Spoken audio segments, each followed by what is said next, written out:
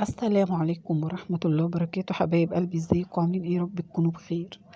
النهاردة ان شاء الله هنعمل مع بعض 20 لتر من برسيل جل عالي الجودة، وبالتركيبة او المعجون اللي انا عملته معاكم على القناة حبايب قلبي، اللي انا اشتغلت منه كل المنظفات. ده كان اخر كيلو او اخر لتر عندي من المعجون ده.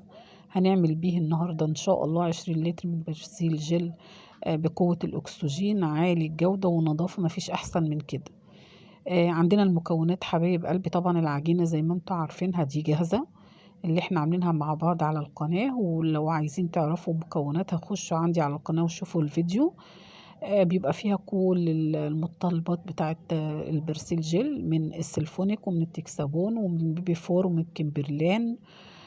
احنا بس بنحط بقى بعد كده بنحط اهي العجينة زي ما انتوا شايفين هنا اهي. دي معانا لتر او كيلو، هنعمل منه 20 لتر من برسيل جل بقوة الاكسجين.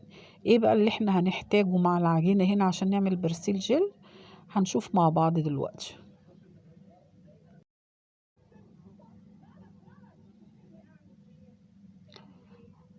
بصوا حبايب قلبي، هنحتاج بقى ان شاء الله مع بعضينا كده بجانب العجينة هنحتاج هنا تايلوز. التايلوز عشان يدي التقل.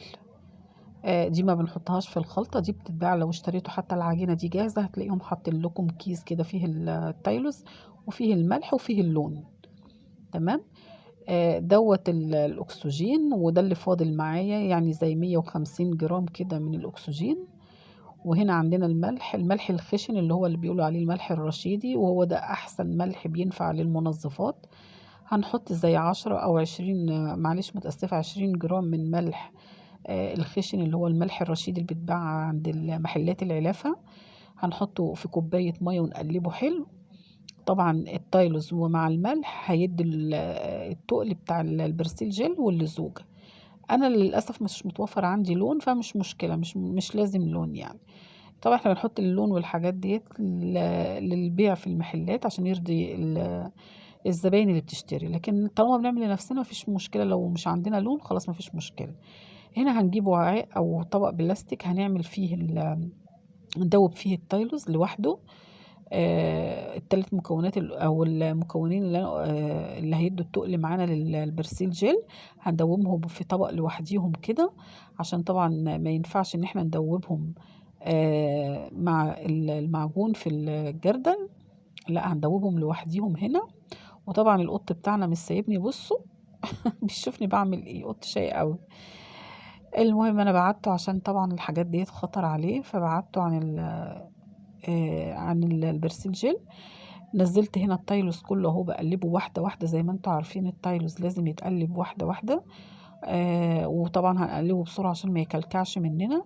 وده طبعا كل المواد المنظفات خلصت من عندي، وان شاء الله ان شاء الله هنزل اجيب المواد الخام للمنظفات باذن الله. هي قعدت معايا 6 اشهر. الحاجات اللي انا جبتها دي فتره جميله جدا جدا جدا، ووفرت حلو قوي قوي قوي في الفتره دي. المهم انا دلوقتي دوبت التايلوس. هنزل عليه بقى بالملح المتدوب في شوية المية دول اللي انتوا شايفينهم. طبعا الملح الرشيد بياخد وقت عقبال ما يدوب حبايب قلبي، بس هو الملح الحلو والمناسب جدا للمنظفات عشان ما فيهوش يود. اهو زي ما انتوا شايفينه. طبعا اهم حاجة زي ما انتوا عارفين في المنظفات لازم نقلب حلو قوي قوي. التقليب الحلو بيطلع لنا المنتج بيبقى متجانس وجميل جدا، والتقل والجودة بتاعته بتبقى كويسة. لازم نقلب حلو. هنا ده المعجون هننزل عليه بقى بالملح والتايلوز اللي احنا دوبناه في مية خارجية اهو.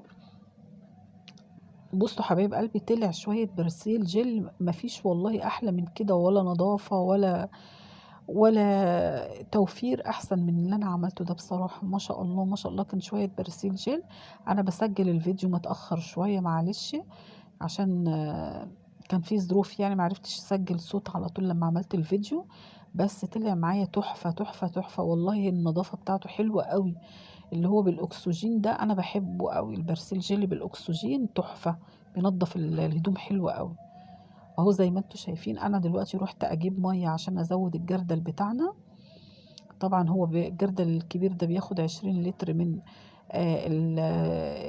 المية اهو زي ما انتم شايفين كده. كل ما هنزوده مية هيتقل معانا، لان طبعا الملح والتيلوز بيساعدوا في التقل.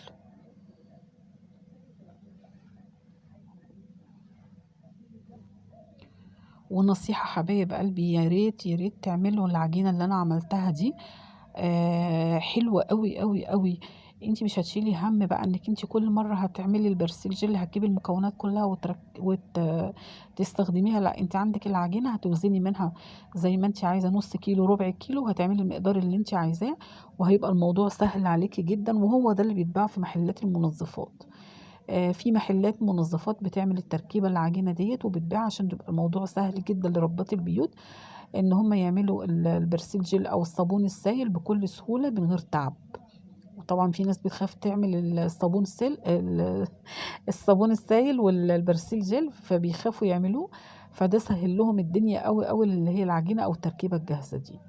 هنا زي ما انتم شايفين انا زودت المية اهو خالص، ال20 لتر. وطبعا لازم نقلب حلو برضو اهو زي ما انتم شايفين كده. فزي ما بقول لكم بقى، العجينه دي سهلت علينا الموضوع قوي جدا جدا، للي بيخافوا يعملوا ايه الصابون السائل او البرسيل جل من الالف للياء. يا دوبك بيجيبوا العجينه ويحطوا لها الملح والتيلوز متدوبين في ميه خارجيه، مع اللون والريحه كمان لو متوفره عندكم. بس بيبقى كده البرسيل جل اتعمل، يعني مفيش اسهل من كده. اهو زي ما انتم شايفين انا كده خلصت البرسيل جل، لانه زي ما انتم عارفين انا ما عنديش لون. بس طبعا انا مظبطه العجينه على البي اتش بتاعها على 7. طبعا لازم انزله، لان الاكسجين بيعيش في بيئه حمضيه مش قلويه. 7 قلويه، فلازم ننزله لغايه 5 عشان يبقى البيئه بتاعته حمضيه.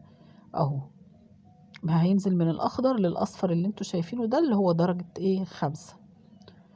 طبعا عشان عشان الاكسجين يشتغل كويس وينظف حلو، لازم يعني نخلي البرسيل جل عند ايه عند 5. وانا بوريكم هنا ده ملح الليمون.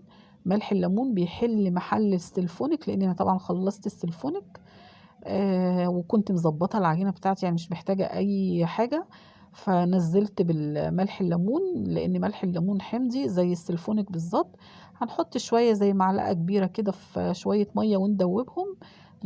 لو لقينا العجينه بتاعت البرسيل جل قلويه مرتفعه، هننزلها بالملح الليمون اللي احنا هندوبه في شويه ميه، ونيجي نقيس البي اتش تاني لغاية ما نوصله عند 5. واللي عايز يعرف ازاي نظبط البي اتش يخش القناة عندي، برضو موجود في يعني فيديو ازاي نظبط البي اتش بكل سهولة. وكده الفيديو بتاعي كان خلص. لو في اي سؤال ولا في اي تعليق ولا في اي حاجة عايزين تفهموها، اكتبوا لي في التعليقات حبايب قلبي وانا هرد عليها. ويا رب الفيديو يكون عجبكم، وان شاء الله هشتري المنظفات ونبتدي دورة منظفات جديدة ان شاء الله. وهو الاكسجين، معلش انا متاسفه، كان اخر حاجه الاكسجين المفروض انا هحطها للبرسيل جيلي بعد ما يهدى خالص واظبط البي اتش ويهدى خالص ويبرد كده، اروح انا ايه منزله الاكسجين. معلش معلش اللي انا نسيت يعني المقطع ده بقى. فاهم حاجه عندنا الاكسجين ما يجيش ناحية ايدينا. نلبس في ايدينا يا قفازات يا كيس بلاستيك كده نلبسه في ايدينا، لانه بيحروق في الايد. تمام. انا طبعا عندي هنا زي 150 جرام من الاكسجين. بفتح الكيس زي ما انتم شايفين كده، وبنزل الاكسجين الموجود في الكيس. وطبعا بنحطه بعد ما البرسيل جيلي بتاعنا بيهدى خالص، يعني بعد ساعة مثلا من عمايل البرسيل جل نروح مزودين الايه الاكسجين، وهو بيكون اخر حاجه بعد ما نحط اللون ونحط الريحه والكلام ده كله. بس انا مش متوفر عندي لا لون ولا ريحه، بس عندي دوني، حل محل الريحه للغسيل. يعني ما كان عندي دوني انا عاملاه وريحته قويه جدا، اللي عملناه مع بعضنا على القناه. اهو زي ما انتم شايفين كده الاكسجين ده بينظف جدا جدا جدا الغسيل. هو ده احسن نوع برسيل انا برتاح فيه، وبينضف لي الغسيل بتاعي حلو قوي، اللي هو البرسيل جل بقوة الأكسجين. ويا رب الفيديو يكون عجبكم. لو في تعليقات ولا أي حاجة تاني أرجع أقول لكم، اكتبوا لي في التعليقات وأنا أرد عليها إن شاء الله. وما تنسوش اللايك والاشتراك حبايب قلبي، وأشوفكم على خير إن شاء الله. الفيديوهات اللي جاية بإذن الله هنبتدي مع بعضينا كده دورة منظفات جديدة. والسلام عليكم ورحمة الله وبركاته.